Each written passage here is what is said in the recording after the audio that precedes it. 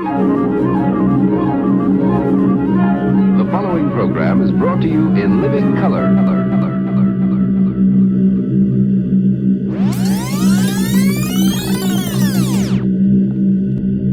One of the most intriguing discoveries of modern science is the fact that there is nothing in this world that even approaches what might be called truly solid. We speak of solids, liquids, and gases, but these terms describe superficial rather than basic properties of matter. All matter, regardless of its state, is composed of invisible particles called atoms, which in turn are composed of other particles.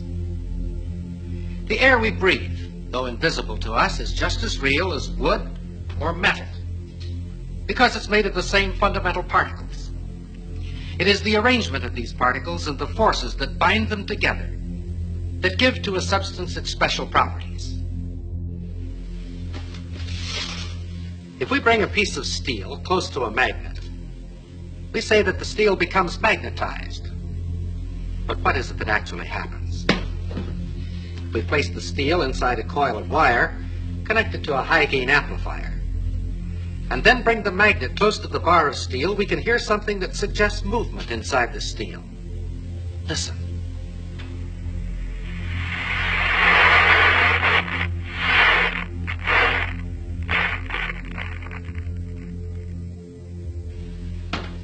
We think of a piece of steel as being solid, and according to our definition, it is a solid.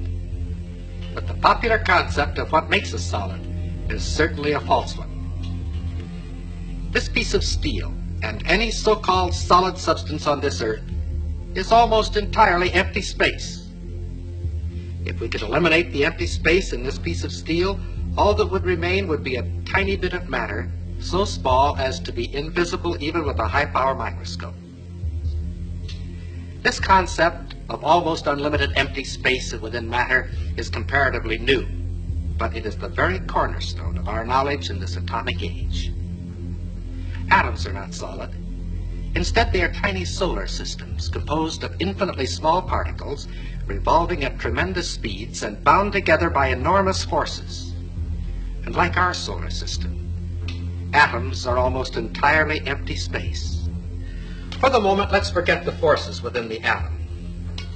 Thinking only of the particles and the empty space around them, science knows no reason why I couldn't take this so-called solid steel bottle and just throw it right on through that wall. Except this, we've tried it and it hasn't worked. If I were to attempt to run through that wall right now, all I'd get for my trouble would be a good-sized lump on the head. But that which would prevent my body passing through the wall would not be a collision of particles, but rather a collision of forces, the same forces that make an atom bomb. And if it were not for these forces, my body could go freely back and forth through that wall, just as though it were not there. It is within the realm of scientific possibility that there could be two worlds coexistent, occupying the same part of space at the same moment of time, each world just as real as the other, with its mountains, valleys, rivers, trees, and people. And that one world could pass freely through the other world, neither world being conscious of the existence of the other world, if you grant just one thing. Atomic forces within the material substance of these two worlds that are not mutually interactive. What do we mean by this? Let's see.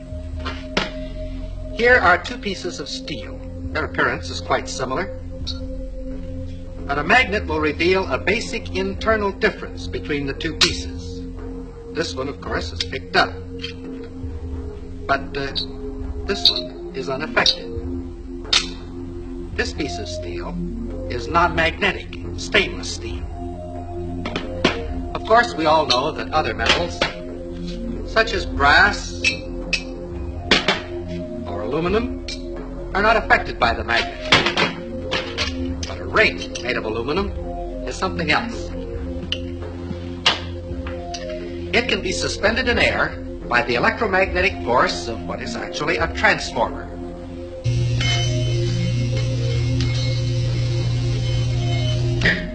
The ring being in effect a one-turn shorted secondary.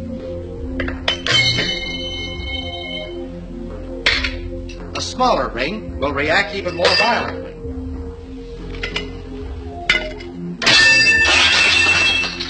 Here is another ring. This one made of a material we say is non-conducting. And it is completely unaffected. Here is another example. Several thousand watts of power were involved in that spark. If we replace the spark gap with a copper coil, the same power now flows through the coil. It's invisible, has no effect on many substances, but it can generate a lot of heat.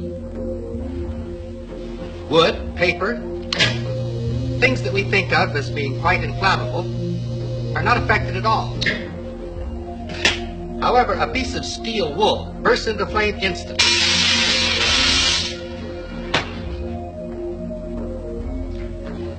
Did you ever fry an egg on a cold stove? It's no trick at all if you have the right equipment. This is a cold hot plate, and because it's cold, you can make it out of wood, if you like. Just be sure that there's a coil of wire inside and that you connect that coil to a high voltage alternating current source. The rest is easy. As long as we're being different, we'll use motor oil instead of Crisco.